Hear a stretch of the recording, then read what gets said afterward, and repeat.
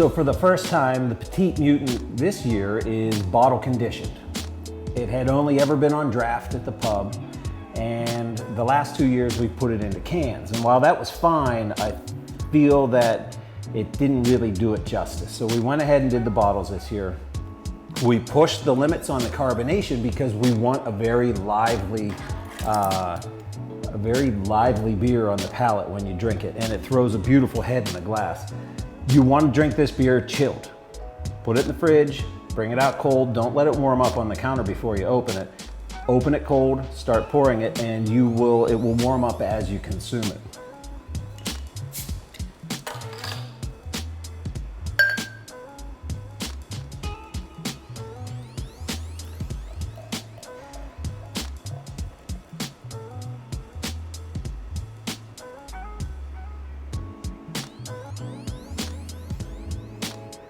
The beautiful color thrown by these cherries is just amazing. You really only get this kind of color out of Montmorency cherries when you use a lot of them. So we do use a lot of them. There are over 3,000 pounds of cherries in this batch of beer, which puts the amount of cherries in this bottle at about 1.5 pounds of cherries per bottle.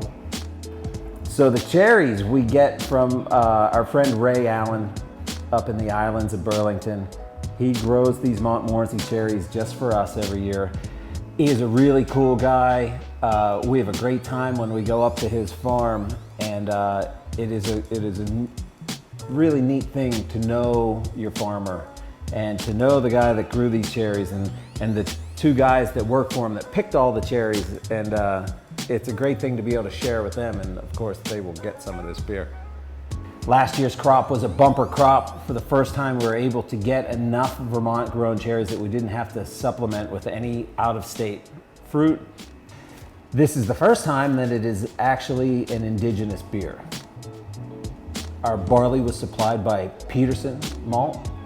They are based out of Moncton, Vermont. It is a blend of Vermont-grown barley and Maine-grown barley. So by being bottle conditioned, this is the first time that we actually blended in some barrel-aged sour beer. At the brewery in Waterbury, we have a small barrel aging program. It's mostly for in-house consumption, but every once in a while we blend something like that into a beer. So this is about 20% barrel-aged sour.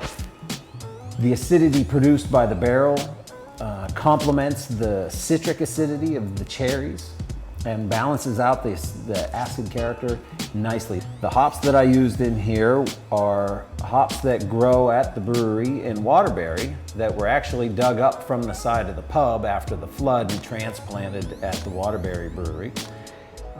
It is fermented entirely with Brettanomyces bruxellensis, which is a wild yeast that gives it a very distinct character. It is the same strain of Brett that I've been using since 2004.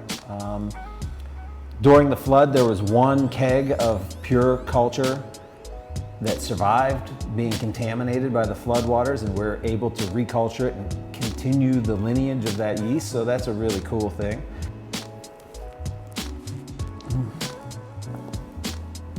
The fruit flavor. The cherries sit on this beer for about 6 months.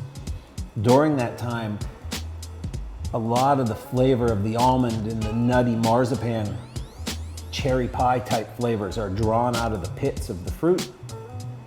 We bring it off of that fruit after 6 months, let it continue to age. So this beer is about 16 months old right now. It is in perfect condition for drinking. Ooh, I gotta stop drinking soon. Too many takes.